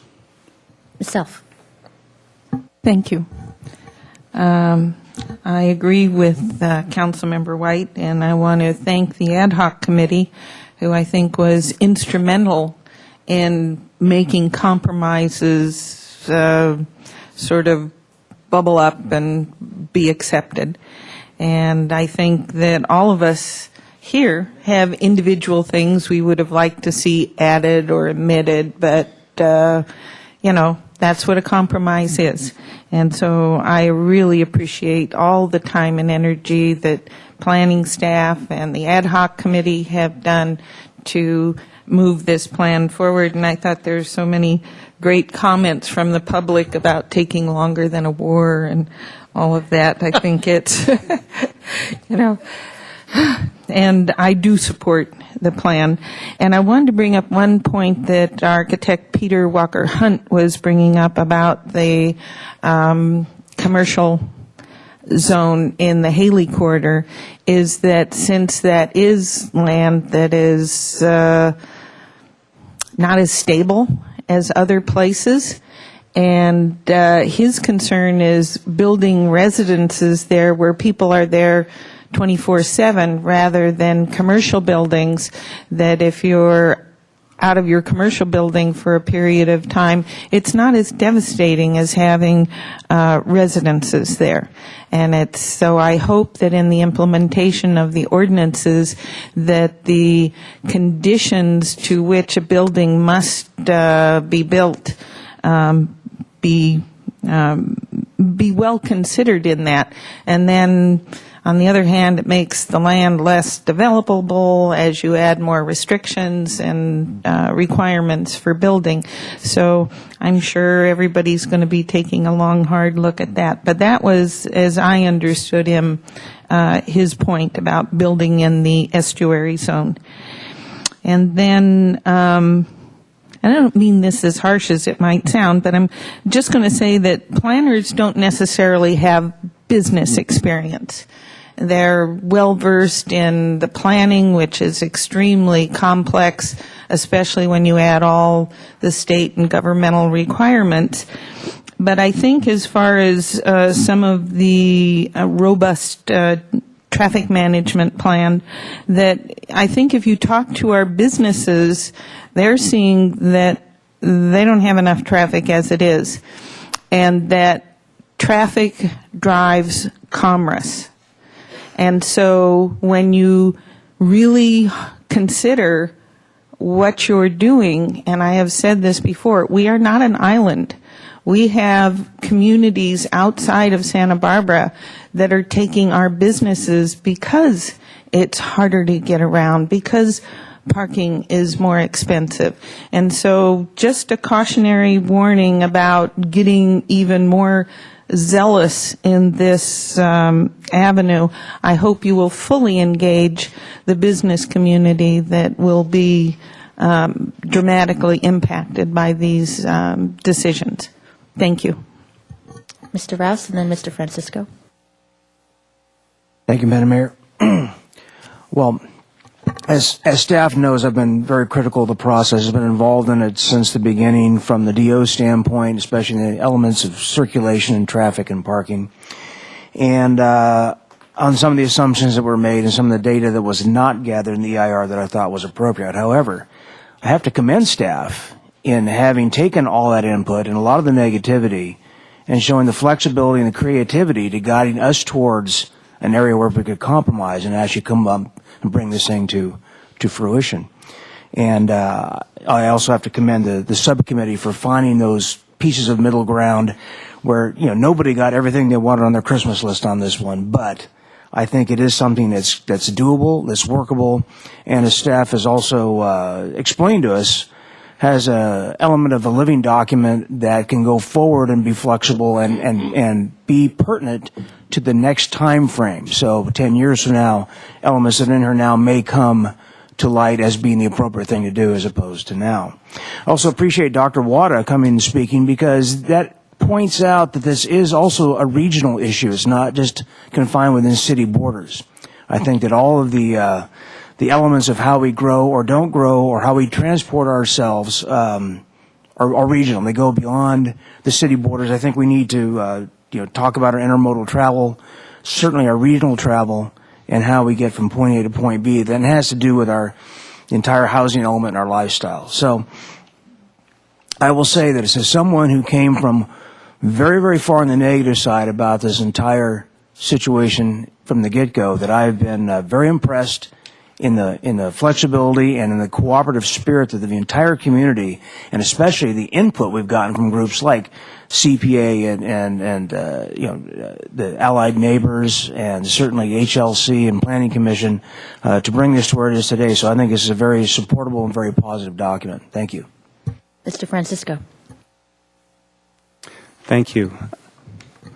I agree with my colleagues that this document is a compromise. That's not really very surprising considering the breadth of things that it addresses. After 6 years of work on this from so many people, I think we have arrived at something that is about as good as we're going to get. And I want to also thank my fellow members on the ad hoc subcommittee for the many meetings there that I think finally got this to a point, after all those years of work by many, many people, got it to the point where this council, I think, can adopt it. And given that belief, I would like to move that the council adopt the general plan update, that we make the required CEQA findings, and that we also adopt the mitigation monitoring plan. Second. Mr. Hotchkiss? And then Mr. Howard. Thank you, Madam Mayor. Really nothing to add because we've gone to the finish line here. We might as well cross. So I'm going to support this for sure. Thank you. Mr. House?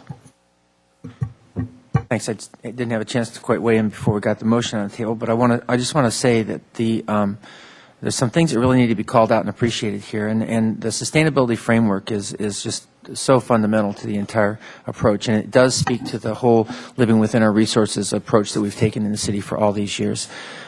Including health and well-being as a fundamental driver is really critical, and I'm so glad people are here to support that today. That just speaks so much to the heart of our community. Having land use and circulation be through the original circulation element that we're coming into this with, but continuing that forward to understand that there's a direct relationship there is so important. Using the adaptive management approach that allows us to be flexible and to adapt as we move along and to use a feedback loop to be able to continue to keep this alive.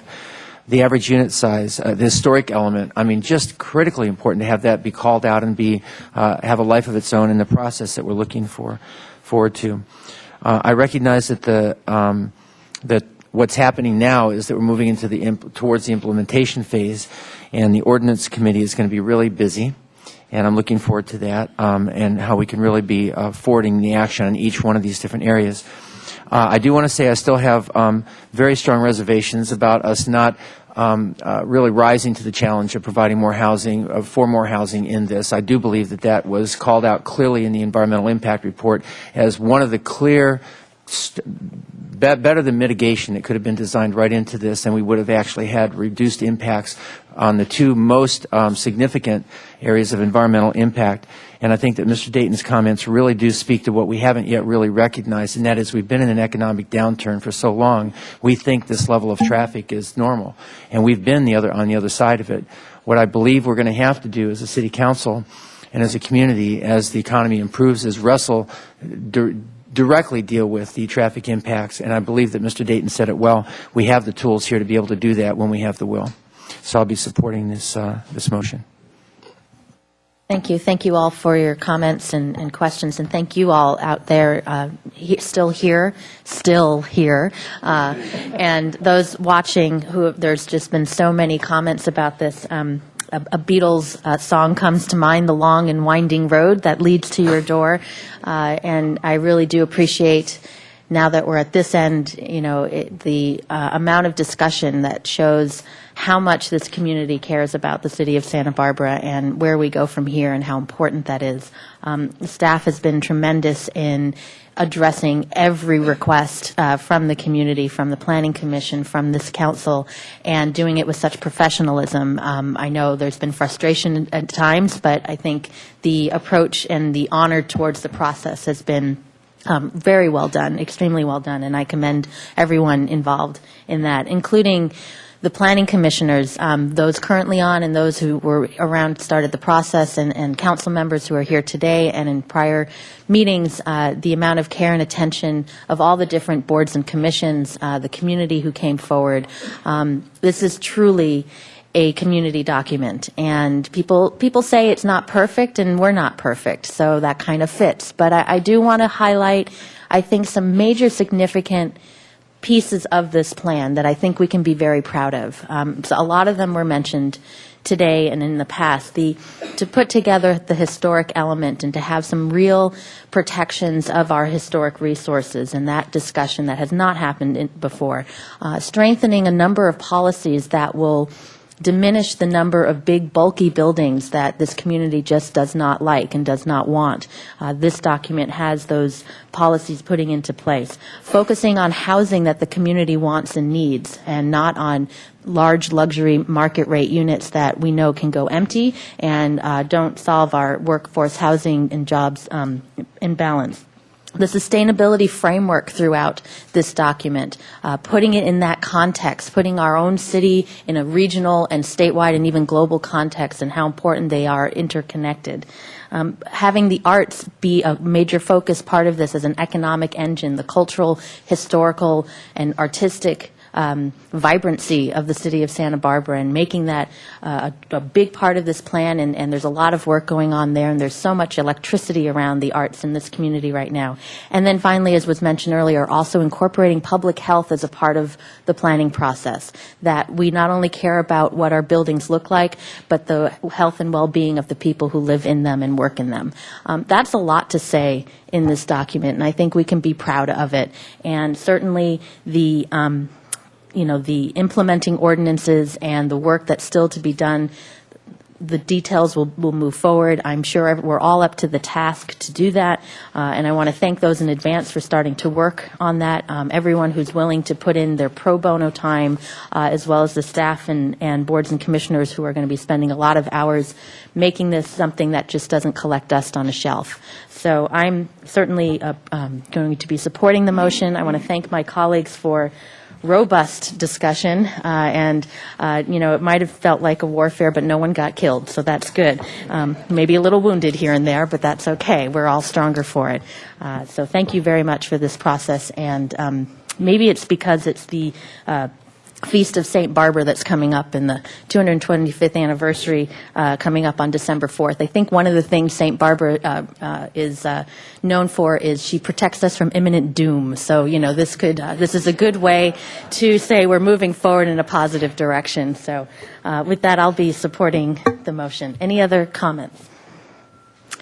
Okay, we have a motion on the table. Staff, do we need to put anything else in the motion in order to move forward? We're good. Oh, you're going to say no to that. Okay. Well, we do have a few things. Yeah. Just want to make sure. Don't you dare. Yeah, right. All right, here we go. All in favor? Aye. Any opposed? That passes unanimously. Thank you very much. Great. And we're adjourned.